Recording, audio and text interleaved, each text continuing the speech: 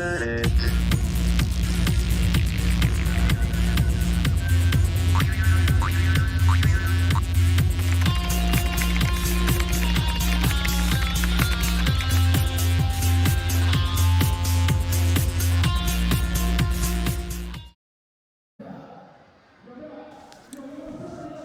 Bonjour et bienvenue sur Walking Tour 360. Aujourd'hui, on quitte la ville du Phénix.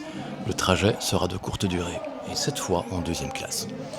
Direction la gare de Phulang, ou Phulangsen. On est à Phulang, dans la province du Hunan. Le nom signifie ville de l'hibiscus. Elle est surtout connue pour une chose, une énorme cascade sur 2 niveaux qui traverse littéralement la vieille ville. Et dès l'arrivée, on comprend rapidement pourquoi. Mais tout d'abord, il faut y arriver à Phulang. En sortant de la gare, il y a une navette ou un bus qui vont conduire à la vieille ville. Vous êtes accueillis par de jolies hôtesses qui parlent anglais directement à la sortie de la gare. Et il ne vous reste plus qu'à patienter pour le bus qui vous conduira à l'entrée de la vieille ville de Phulang.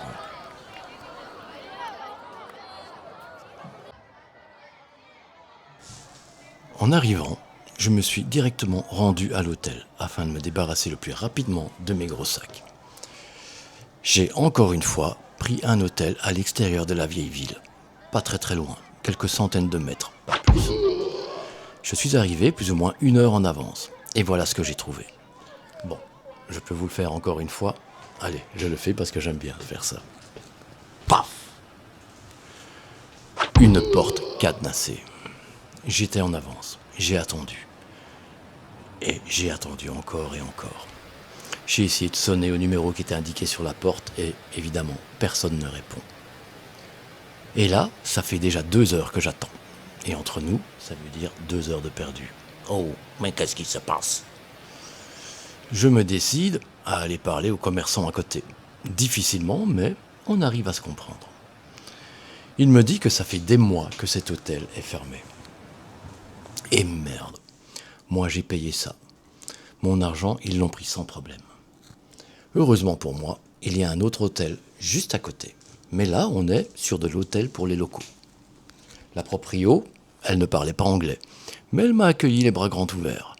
Et elle m'a invité aussi à partager son repas. J'ai trouvé ça vraiment sympa. Je suis donc resté dans cet hôtel, que vous ne pourrez jamais trouver sur les applications de réservation.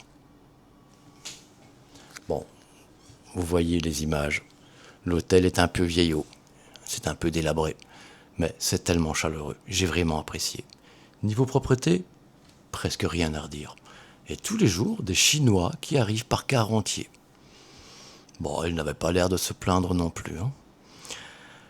On va en parler bientôt de comment réserver les hôtels en Chine et de la suite de cette histoire avec l'hôtel fermé. Est-ce que je le recommande, cet hôtel dans lequel je suis resté? Oui, mais non. J'aurais peut-être dû prendre un hôtel plus proche de la vieille ville, ou même directement dedans. Car quand au début, je vous ai dit que l'hôtel se situait à quelques centaines de mètres, ouais, c'est vrai, mais de l'entrée principale. Et de l'entrée principale du parc, ou de la vieille ville, si on veut arriver sur le site, il faut encore marcher un sacré bout de temps. Et ça change tout. En arrivant dans l'enceinte de la vieille ville, j'ai fait face à un voyage scolaire. Des gosses partout. Bon, je râle pas, ils ont le droit aussi d'être là. Et d'un coup, je me suis retrouvé comme une rockstar. Avec tous ces enfants qui voulaient se prendre en photo avec moi. Un bon moment, quoique un peu gênant quand même. Ici, c'est la ville de l'hibiscus. Pourquoi? Phurongzen, ou Phulang, est très lié au roman Hibiscus Town, écrit par Guawa dans les années 80. Il a ensuite été adapté en film. Tu l'as lu? Ou tu l'as vu? Moi non plus. Enfin si, le film, je l'ai vu. C'est ce livre et ce film qui ont vraiment rendu la ville célèbre dans toute la Chine. Une fois cette grande place de spectacle de show dépassée, on arrive devant quelques scènes de spectacles organisés à horaire précis. Ah oui, je ne vous ai pas encore dit. Vous vous rappelez le système de classement des attractions touristiques en Chine, dont je vous ai parlé la dernière fois dans la vidéo de Fengguan? On était sur du 5A à Fengguan. Ici, la note est de 4A. Ça promet d'être encore sympa comme visite. On a de la chance. On a de la chance. On arrive au bon moment et un spectacle va commencer. On le regarde ensemble et on va en profiter pour ouvrir la rubrique parenthèse. Dans un précédent vlog, nous avons abordé le sujet de l'argent en Chine dans la rubrique face cachée. Une autre chose est importante à savoir et nous allons rapidement l'évoquer. Oh, le mec, il parle de lui à la première personne du pluriel. Ouais, en effet, ça commence toujours comme ça. Et après, en général, il demande un trône. Bon, je reprends. Tu ouvres ton téléphone, tu veux savoir où tu es. Tu lances Google Maps et rapidement, tu te rends compte que quelque chose ne va pas. Ici, en Chine, ce n'est pas aussi simple. Le petit point bleu ne te montre pas toi, enfin, pas exactement. Il est complètement à côté de la plaque, comme on dit chez nous. Il te localise parfois à quelques mètres, parfois à plusieurs rues, et ou parfois pas du tout. Ça arrive aussi. Ça, c'est Google Maps en Chine. Un monde où les routes ne sont pas tout à fait les mêmes que dans la réalité, où la carte te ment un petit peu. En Chine, Google Maps n'existe pas vraiment. Il est là, mais il est comme aveugle. Ici, c'est Gaode, Baidu ou Tencent qui te guide. Une fois que tu as compris ça, tu découvres alors une géographie sans Google. Une géographie où les satellites étrangers ne voient qu'à travers un brouillard autorisé. Moi, pour me déplacer, j'ai utilisé Gaode ou AMAP dans sa nomination internationale. Ce qu'il y a de cool, c'est qu'en plus d'être super performant, l'interface, elle, peut être configurée en français. Et ça, c'est beau. Fin de la parenthèse.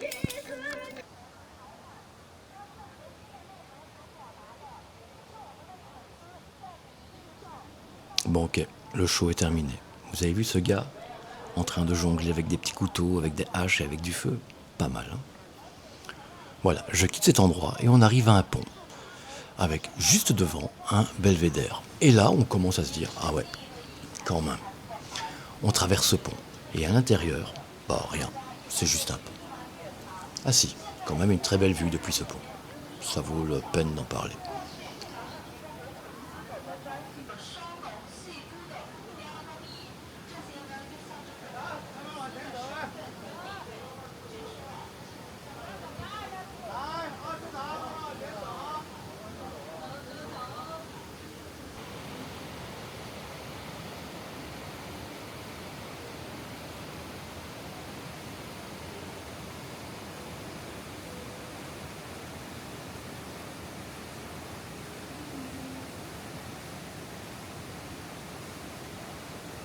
Oh merde!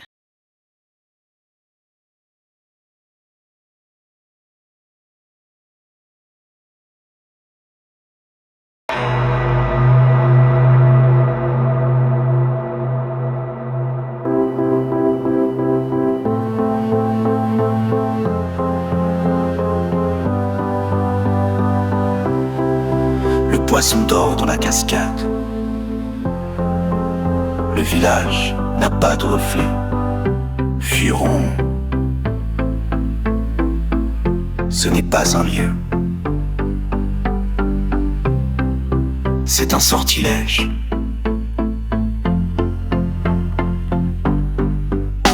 Des ombres vendent du vent sur des nappes en soie rouge. Le jade sointe sous les doigts et les cloches sonnent des heures qui n'existent plus. Un vieil homme boit la lumière sous un parasol renversé. Il murmure que Furon est vivante, mais ses yeux mentent peut-être un peu.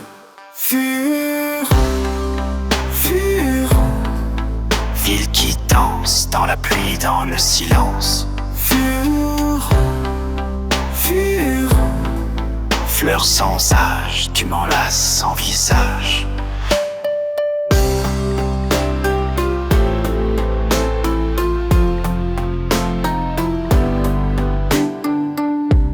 la cascade se coiffe elle-même. Ses cheveux tremblent jusqu'au ciel. J'ai vu mon visage en arrière, dans les remous d'un autre siècle. Dans la nuit, une vieille femme laisse des lanternes danser au vent. Elle sent que le temps s'efface au rythme des instants. Furon, ville qui danse dans la pluie, dans le silence. Furon, fleur sans âge, tu m'enlaces sans visage.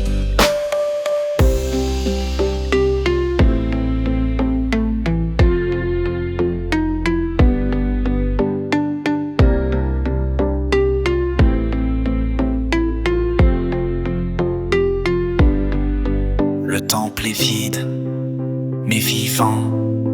Les murs respirent avec lenteur. Un gong sonne sans qu'on le touche, et tout s'incline dans la peur. Un moine trace sur le sol un poème qu'il efface aussitôt. Il dit si on oublie d'être seul, mais on ne se retrouve jamais. Furon, pas une ville, pas une tombe, juste un silence qui te nomme. Furon, quand tu t'y perds, tu deviens une écaille de brume dans ses mains.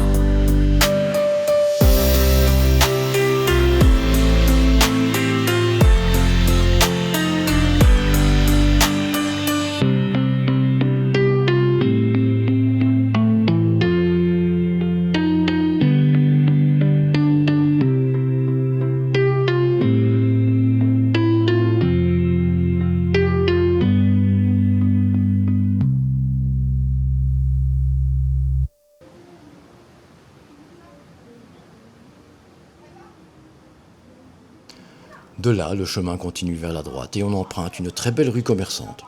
Des souvenirs, de la bouffe, du classique, rien d'exceptionnel.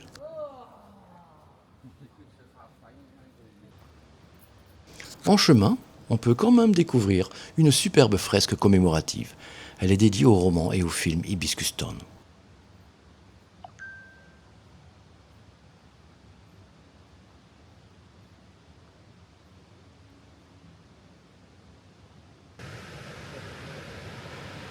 Et voilà qu'au détour d'un chemin, elle apparaît enfin. Il faut dire, ça faisait déjà un sacré bout de temps que je l'entendais. La cascade.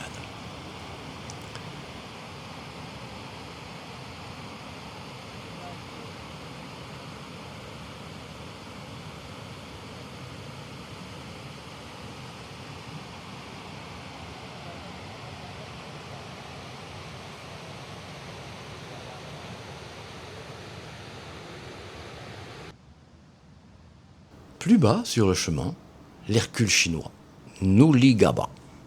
C'était un général du peuple Tuja, doté d'une force prodigieuse. Grâce à son courage, il devint un héros pour le peuple Tuja. Comment je le sais? Tu ne sais pas. Comment je le sais? J'ai lu le panneau, les gars. Ils sont pas seulement là pour faire beau, vous savez. Prenez le temps de lire les panneaux explicatifs.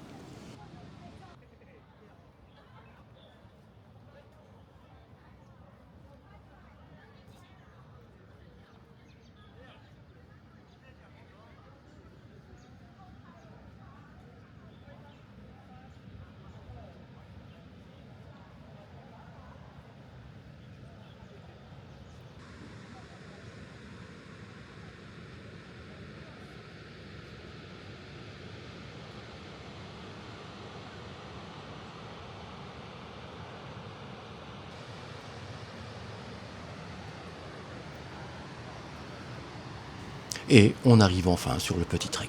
Le petit trek qui va nous emmener à la cascade. La cascade, on s'en approche. Le chemin est parfois glissant. Et là, on suit le chemin. Il nous emmène derrière la cascade, dans la cascade.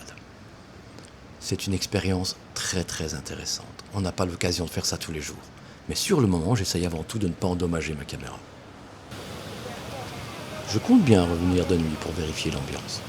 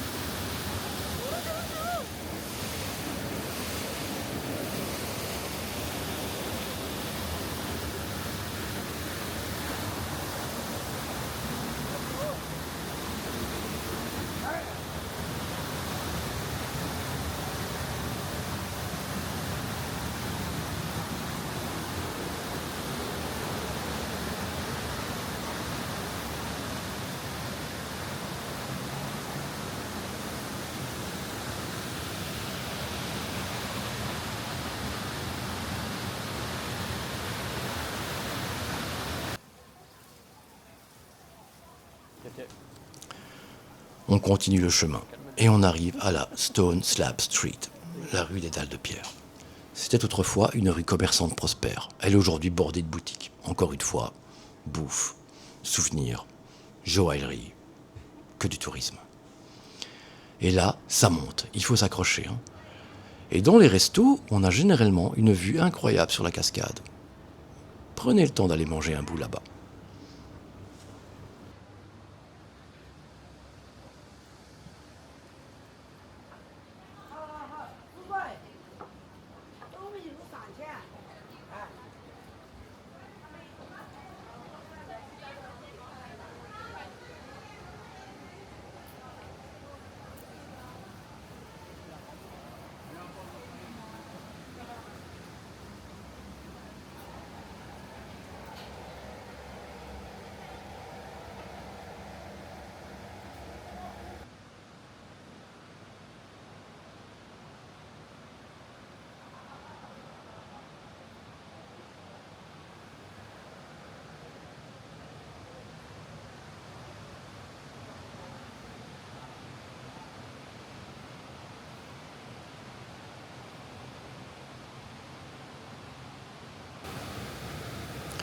Et toujours ces chemins de pierre qui traversent la rivière et qui permettent de se rendre à l'autre berge, sur l'autre berge.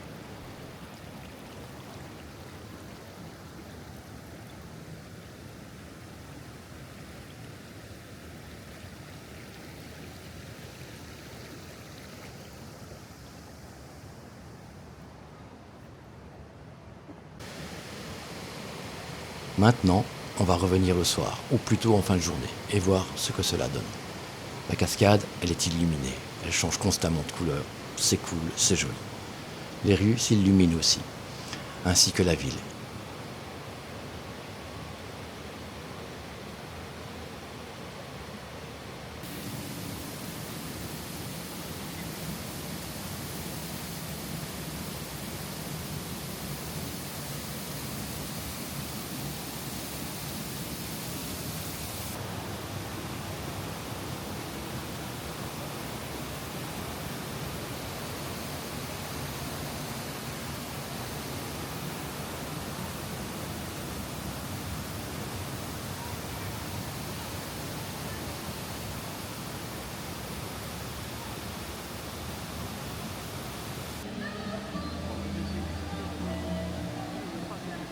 comme à Fengguan, une fois la nuit tombée, tout change.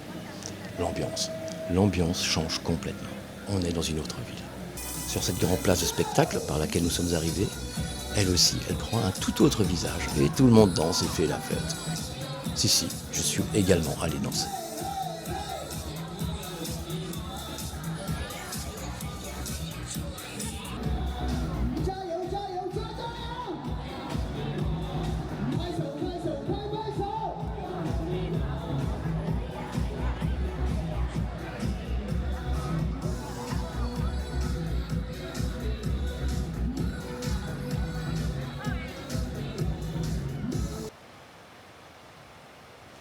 Fulong, ce n'est pas que la vieille ville. Il faut aussi se promener un peu à l'extérieur. Derrière mon hôtel, il y a une petite rivière qui coule. Et le long de cette rivière se trouve un général. Quand je parle de général céleste.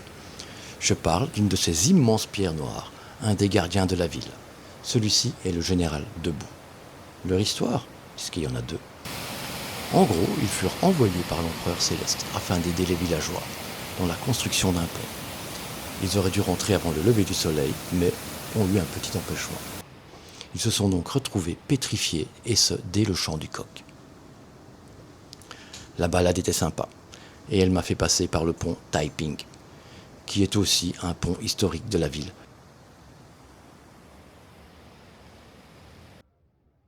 Mais l'objectif de la balade était de me rendre au musée de géologie. Et devinez quoi ? Bah oui, fermeture exceptionnelle ce jour. La poisse. Dommage, ce musée est réputé et j'aurais aimé le découvrir. J'ai voulu monter jusqu'au palais du roi Toussi, qui apparemment donne la meilleure vue sur toute la ville. Ça avait l'air joli de loin, et évidemment fermé, car il était en pleine restauration. Bienvenue dans la rubrique Face cachée. Mon téléphone, c'est un super-héros en voyage. Mais en Chine, même Superman a besoin d'un VPN. Bienvenue dans la rubrique Face cachée. En Chine, vous faites absolument tout avec votre téléphone et vous en avez besoin en permanence.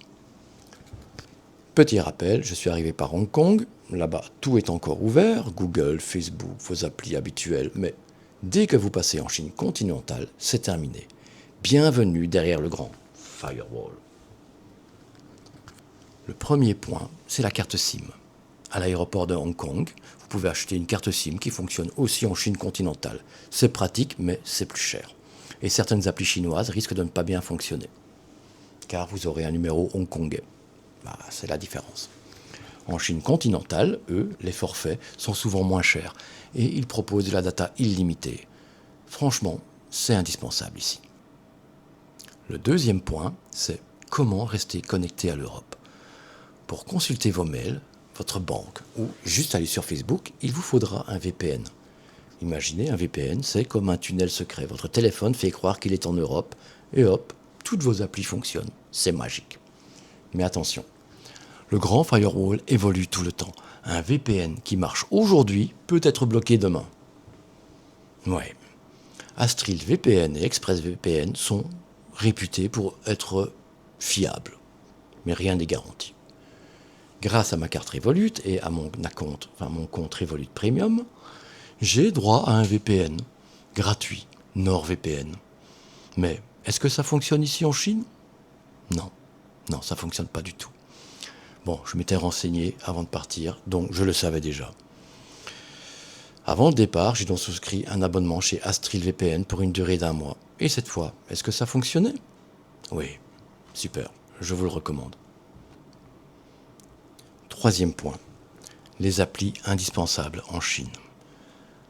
Vous avez AMAP, qui est le Google Maps local, et interface disponible en français, nous en avons parlé plus tôt. Didi, qui est l'équivalent de Uber, c'est intégré à WeChat ou Alipay. Trip.com, lui, est excellent pour réserver les hôtels, les trains et même les vols. Nous en reparlerons plus tard. Klook vous permet de réserver vos activités en avance, et ce, pour éviter les mauvaises surprises. Très utile. Ouais.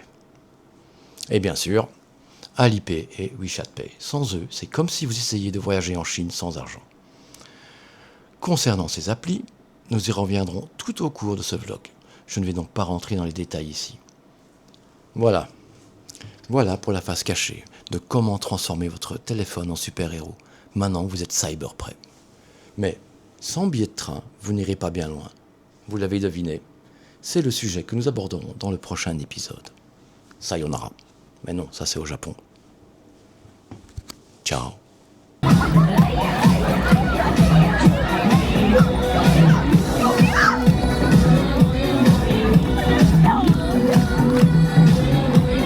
Wow, 各位姐姐跳得太好了，今天。